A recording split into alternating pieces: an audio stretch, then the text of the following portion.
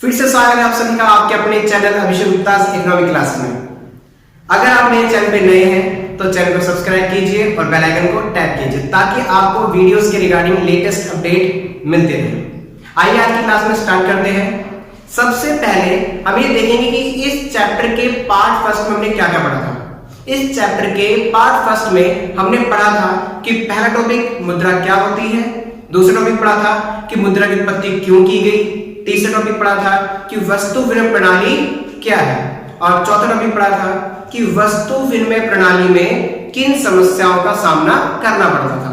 Fifth point हमने पढ़ा था कि मुद्रा कितने प्रकार की होती है और लास्ट सिक्स्थ टॉपिक पढ़ा था कि मुद्रा के वस्तु मूल्य और मौद्रिक मूल्य में क्या अंतर है। आइए पार्ट 2 स्टार्ट करते हैं। पार्ट 2 में सबसे पहले पढ़ने वाले हैं हम मुद्रा के कार्य। अभी मुद्रा के कार्य क्या है, जैसे कि मैंने आपको बताया था पार्ट फर्स्ट में कि मुद्रा की उत्पत्ति इसलिए की गई क्योंकि वस्तु विनिमय प्रणाली में कई प्रकार की समस्याएं उत्पन्न होती थी। तो हम कह सकते हैं कि वस्तु विनिमय प्रणाली में जिन समस्याओं का सामना किया जाता था या जो समस्या उत्पन्न होती थी उनको दूर करने के लिए मुद्रा का कार्य के रूप में यूज किया जा रहा है, प्रयोग किया जा रहा है। तो सबसे पहला मुद्रा का कार्य क्या है, प्राथमिक तथा मुख्य कार्य। प्राथमिक और मुख्य कार्य वह कार्य है जो हमारी डेली लाइफ में बहुत ज्यादा किए जाते हैं। इसमें पहला काम आपका आता है विनिमय का माध्यम। विनिमय का माध्यम क्या होता है वो देखते हैं।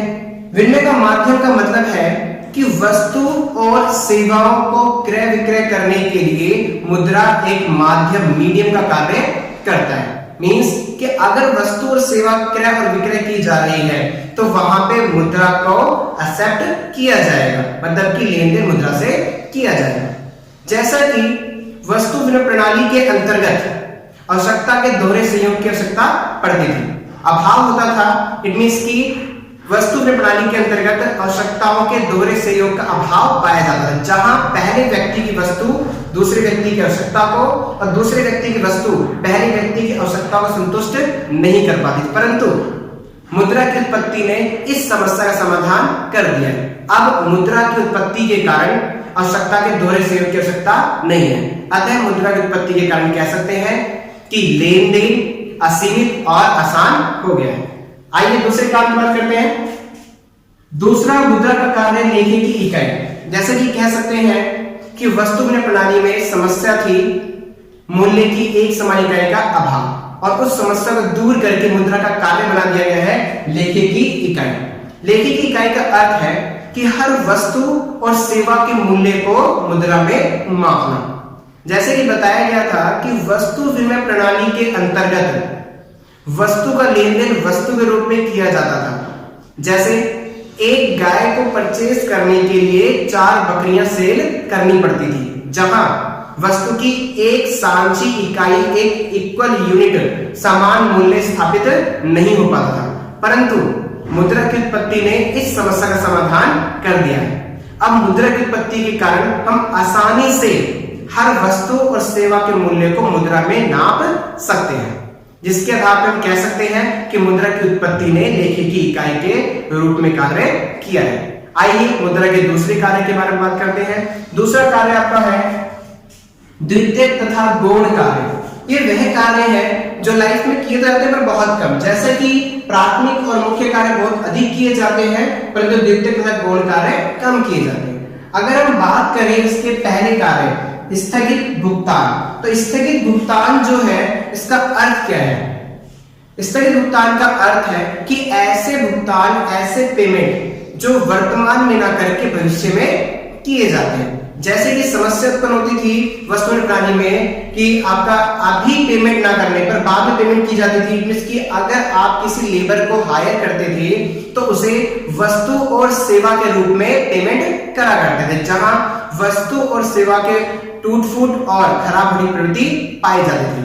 परंतु मुद्रा की उत्पत्ति ने इस समस्या का समाधान कर दिया। अब हम आसानी से हर वस्तु सेवाओं के जो पेमेंट है, जो भुगतान है, उसे भविष्य में कर सकते हैं, जिसके आधार पर हम कह सकते हैं कि मुद्रा ने स्थगित भुगतान को आसान बना दिया है।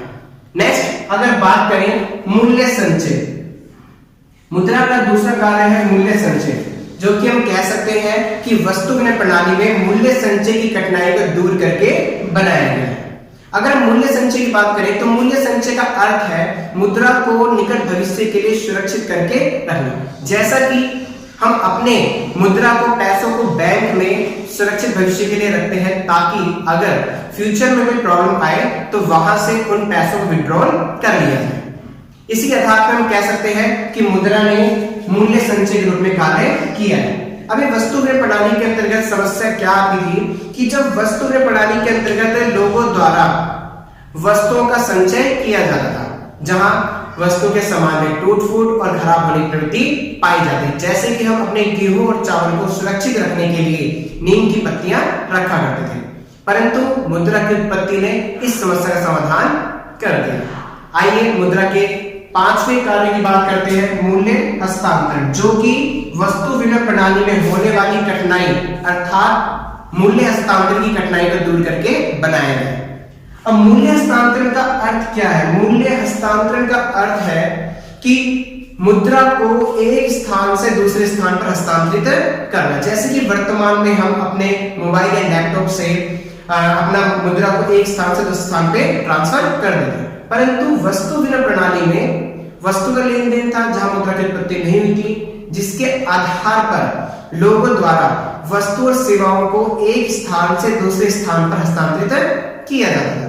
जहां वस्तुओं को एक स्थान से दूसरे स्थान पर हस्तांतरित करने में यातायात की उच्च लागत, सामान्य टूट फूट और वस्तुओं के खराब होने की प्रवृत्ति पाई जाती है, परंतु मुद्रा की उत्पत्ति ने इस कार्य को या कह दो कि समस्या को हल कर दिया। अतः मुद्रा मूल्य हस्तांतरण के रूप में कार्य करता है। अब इतने सारे मुद्रा के लाभ के आधार पर कुछ इसकी हानि भी है जिसे हम नजरअंदाज नहीं कर सकते। आइए एक उदाहरण की सहायता से समझें। जैसे मान लिया जाए दो फ्रेंड्स हैं, बीनू और दूसरी रितु। मान लिया जाए बीनू ने रितु को 1000 रुपए ऋण के रूप में दिया। बीनू ने रितु को 1000 रुपए ऋण के रूप में दिया। जहां बीनू ऋण देने वाली है तो हम कह सकते हैं कि बीनू क्या है? ऋण दाता। और रितु ऋण लेने वाली है, जिसे हम कह सकते हैं कि इसका ये होगी ऋणी। तो बीनू ने 2010 में रितु को 1000 रुपए दिए, जहां एक वस्तु, मान लीजिए कोई भी एक वस्तु ए नाम की जिसकी कीमत 10 रुपए थी, तब हम 1000 रुपए में 2010 में कितनी मात्रा क्रय कर सकते थे? 100 मात्रा। अर्थात बीनू ने रितु को 1000 मात्रा के आधार पर ऋण दिया है। मान लिया जाए 2015 में रितु ने उस ऋण को वापस किया, 1000 रुपए वापस किए, परंतु 2015 में उस ए वस्तु का मूल्य 20 रुपए था। तो हम कह सकते हैं कि उस आधार पे हम कितनी इकाई क्रय कर सकते थे? 50 इकाइयां। तो हम कह सकते हैं कि रितु ने बीनू से 100 मात्रा के मुताबिक ऋण लिया था और 50 मात्रा के मुताबिक ऋण वापस कर दिया। जहां ऋणदाता अर्थात बीनू को लॉस हो गया है और रितु को प्रॉफिट हो गया। तो हम कह सकते हैं कि मुद्रा की हानि यह है कि यदि भविष्य में वस्तु की कीमत में वृद्धि होती है तब वस्तु की क्रय शक्ति क्या हो जाती है? कम। अर्थात वस्तु की कम इकाई क्रय कर सकते हैं, जिसके कारण ऋणदाता को हानि और ऋणी व्यक्ति को लाभ होता है।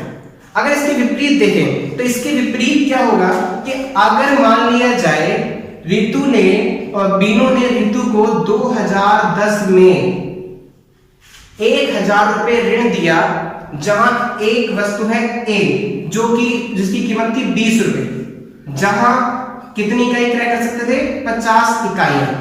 परंतु जब रितु ने बीनू को 2015 में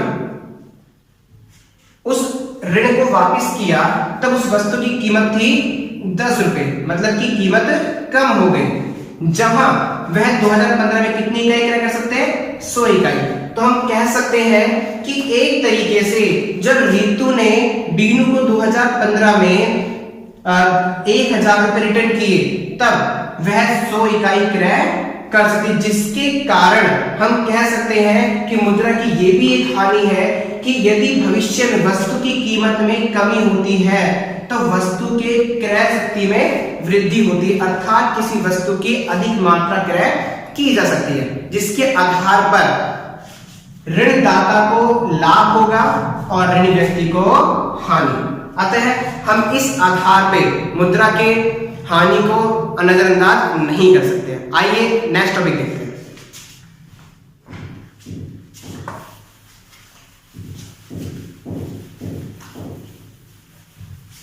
नेक्स्ट टॉपिक इसका आता है मुद्रा की पूर्ति। अभी मुद्रा की पूर्ति क्या होती है, इसे एक छोटी सी डेफिनेशन से समझते हैं। मुद्रा की पूर्ति एक स्टॉक अवधारणा है। स्टॉक अवधारणा का मतलब एक ऐसी मात्रा जिसे हम एक निश्चित समय बिंदु पर नापते हैं। अतः कह सकते हैं कि मुद्रा की पूर्ति एक स्टॉक अवधारणा है जिसे एक निश्चित समय बिंदु पर जनता के पास उपलब्ध करेंसी के रूप में मापा जाता है। अतः हम कह सकते हैं कि एक निश्चित समय बिंदु, जैसे मान लिया जाए आज तारीख है 9 मई, तो हम कह सकते हैं कि 9 तारीख को हम देखते हैं कि देश में जितने भी जनता है उनके पास कितना उनकी मुद्रा है, उन सभी के स्टॉक को हम क्या बोल देंगे? मुद्रा की पूर्ति। अतः मुद्रा की पूर्ति को हम M1 से डिनोट करते हैं। किससे? M1 से। और यहां इसका फॉर्मूला क्या होगा? M1 is equal to C plus DD plus OD। यहां M1 की बात करें तो इसका मतलब है मुद्रा की पूर्ति, C जनता के पास करेंसी, DD वाणिज्य बैंक के पास मांग जमा। नेक्स्ट आपका आता है OD का मतलब होता है केंद्रीय बैंक के पास अन्य जमा। इन सभी को जोड़कर क्या बनेगा? मुद्रा की पूर्ति। आइए इनके तत्वों की बारे में बात करते हैं। अगर सबसे पहले बात करें जनता के पास करेंसी, तो हम कह सकते हैं जनता के पास करेंसी से विपर्य उस स्टॉक की मात्रा से है, या क्या तो उस मात्रा से है जो कि एक निश्चित समय बिंदु पर जनता के पास स्थापित मुद्रा के स्टॉक को प्रकट करता है कि एक निश्चित समय बिंदु पर जनता के पास जितनी करेंसी होगी, जितना एक तरीके से मुद्रा होगी, उन सभी के जोड़ को हम क्या बोलेंगे? जनता के पास करेंसी। अगर हम दूसरी बात करते हैं DD की, तो इसका अर्थ है कि वाणिज्य बैंक के पास जनता की कितनी राशि संचय करके रखी हुई है, अर्थात हम कह सकते हैं कि वाणिज्य बैंक के पास मांग जमाओं से विपर्य उस कुल राशि से है जो जनता की वाणिज्य बैंक के पास संचय करके रखी हुई है। आइए तीसरी बात करते हैं OD, केंद्रीय बैंक के पास अन्य जमा। केंद्रीय बैंक के पास अन्य जमाओं में बहुत सारी चीज आती है। क्या क्या आती है? इसमें सबसे पहले आती है कि केंद्रीय बैंक के पास, इट मींस हमारा केंद्रीय बैंक RBI के पास सार्वजनिक वित्तीय संस्थाओं जैसे नाबार्ड की मांग जमा है। और इसमें दूसरा तत्व शामिल करते हैं कि RBI के पास विदेशी सरकार तथा विदेशी केंद्रीय बैंकों की मांग जमा है। और OD में हम तीसरा टॉपिक ऐड करते हैं कि RBI के पास अंतरराष्ट्रीय वित्तीय संस्थाएं जैसे IMF और वर्ल्ड बैंक की मांग जमा है। अब इन सब तत्व को जोड़कर क्या बनता है? OD। और अगर इन सब तत्व को जोड़ दिया जाए तो आपको बनेगा मुद्रा की पूर्ति। अब इसके बाद आपका टॉपिक आता है सावधि जमा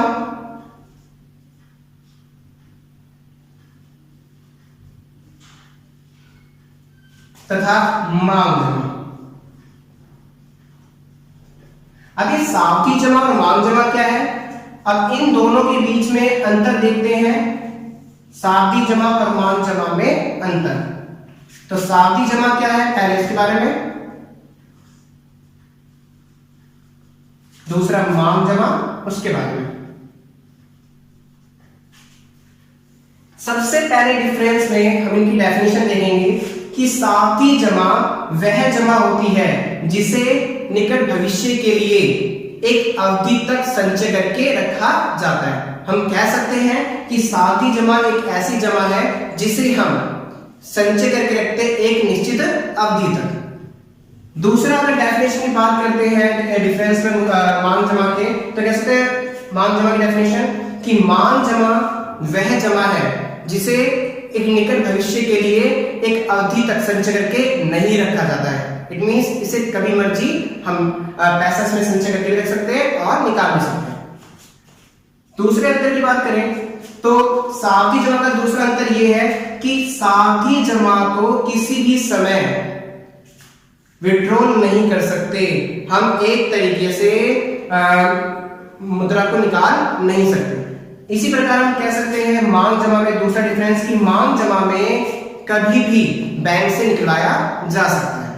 तीसरा डिफरेंस आता है कि सावधि जमा का तीसरा डिफरेंस है कि सावधि जमा को किसी भी समय चेक जारी करके नहीं निकलवाया जा सकता है, अतः इसे एक अवधि में ही चेक जारी करके निकलवाया जा सकता है। इसी प्रकार मांग जमा का तीसरा डिफरेंस है कि मांग जमा को किसी भी समय चेक जारी करके निकलवाया जा सकता है, अतः कह सकते हैं कि इनका डिफरेंस कंप्लीट हो गया। इसके बाद कुछ क्वेश्चंस हैं जिन्हें कंप्लीट करते हैं।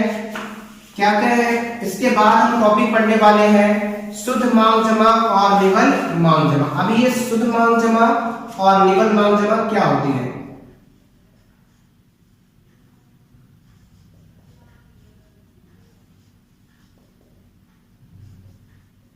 शुद्ध मांग जमा कहें या निवल मांग जमा कहें, या दूसरा आपका आता है सकल मांग जमा। अब ये शुद्ध मांग जमा क्या होती है? शुद्ध मांग जमा का अर्थ है ऐसी मांग जमा जो शुद्ध होती है, अर्थात एक व्यक्ति का अन्य व्यक्ति पर बैंकिंग दावा नहीं होगा। मतलब कि ये एक ऐसी राशि है जिसपे कोई और व्यक्ति दावा नहीं कर सकता। आइए इसे उदाहरण से समझते हैं। मान लिया जाए दो फ्रेंड्स हैं, जैसे मैंने भी आपको बताया बीनू और रितु। मान लिया जाए बीनू ने बैंक में 20,000 रुपए सबमिट किए, जहां पे बीनू के खुद के 18,000 रुपए थे और 2,000 रितु ने इन्हें दिए थे। तो हम कह सकते हैं कि बीनू के प्योर अपने पैसे कितने? 18,000 रुपए, और रितु के अपने प्योर कितने हैं? 2,000 रुपए। तो इस प्रकार हम कह सकते हैं कि बीनू की शुद्ध मांग जमा कितनी है? 18,000, और रितु की शुद्ध मांग जमा कितनी है? 20,000। जिस आधार पर हम कह सकते हैं कि बीनू के 18,000 पर रितु दावा नहीं कर सकती कि इसमें मेरा पैसा है। तो इस आधार पे कह सकते हैं कि शुद्ध मांग जमाएं वह राशि होती है जिस पर अन्य व्यक्ति या संस्था दावा नहीं कर सकती, इन पे बैंकिंग दावे नहीं होते। आइए दूसरे टॉपिक की बात करते हैं सकल मांग जमाएं। सकल मींस मिला जुला। जैसे मैंने भी एग्जांपल लिया कि रितु ने 2,000 रुपए बीनू को दिए और बीनू ने दोनों के पैसे सबमिट करके 20,000 रुपए बैंक में संचय करके रखे। अब यहाँ 20,000 रुपए बीनू के प्योर नहीं है, जहां पे एक तरीके से रितु ने अपने 2,000 रुपए संचय कर रखे, जहां रितु 20,000 के अंतर्गत बीनू पे दावा कर सकती है कि 20,000 में 2,000 रुपए रितु के हैं। अतः यहाँ 20,000 पर रितु का बैंकिंग दावा है। तो हम कह सकते हैं कि ये 20,000 क्या है? ये 20,000 सकल मांग जमाएं, अर्थात सकल मांग जमाएं वह राशि होती है जिसमें बैंकिंग दावा सम्मिलित होता है। आइए हम स्टार्ट करने वाले हैं कुछ इंपोर्टेंट क्वेश्चन। पहला इंपोर्टेंट क्वेश्चन होता है मुद्रा की उत्पत्ति ने क्रय विक्रय की क्रियाओं को पृथक कर दिया है। मतलब कि मुद्रा के उत्पन्न होने से, मुद्रा के बनने से क्रय विक्रय, वस्तु को खरीदना और बेचना, बेचने की क्रिया क्या हो गई? पृथक हो गई, अर्थात अलग अलग हो गई। क्योंकि जब वस्तु विनिमय प्रणाली चलती थी तो वस्तु विनिमय प्रणाली के अंतर्गत एक व्यक्ति को अगर कुछ चीज, कोई वस्तु क्रय करनी होती थी तो उसी समय कुछ दूसरी चीज बेचनी भी पड़ती थी, और वस्तु और सेवाओं के क्रय विक्रय का समय भी एक ही होता था और एक ही मूल्य होता था, जिसके कारण वस्तु और सेवाओं का लेन देन बहुत कठिन होता। परंतु मुद्रा की उत्पत्ति ने इस समस्या का समाधान कर दिया है। अब दोहरे संयोग की या बाकी कार्य की आवश्यकता नहीं।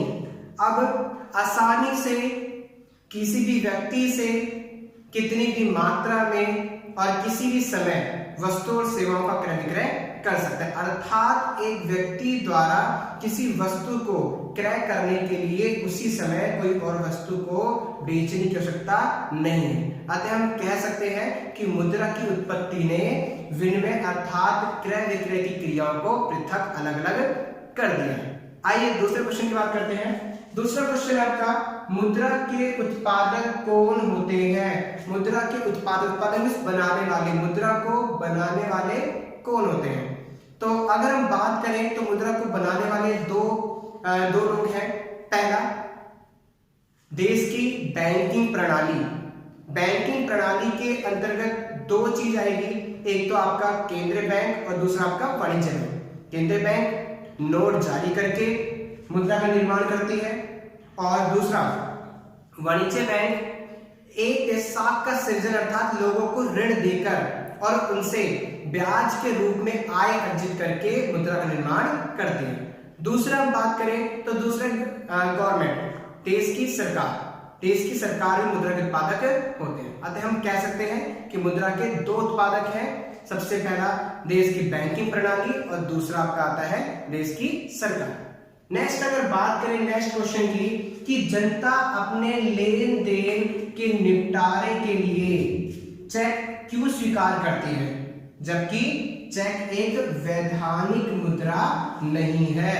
वैधानिक मुद्रा का मतलब है यूनिवर्सल मनी। इट मींस कि एक ऐसी मनी जो हर जगह चल जाए, एक ऐसी मनी नहीं है चेक जो हर जगह चल जाए। जैसे मैंने आपको लास्ट क्लास में एक एग्जांपल दिया था कि अगर आप कंडक्टर को फेयर के रूप में मतलब टिकट ले रहे हैं उससे और फेयर दे रहे हैं, आप चेक में तो स्वीकार नहीं करें। इसी आधार पे कह सकते हैं कि चेक एक वैधानिक मुद्रा नहीं है। फिर भी कुछ लोग चेक को स्वीकार करते हैं।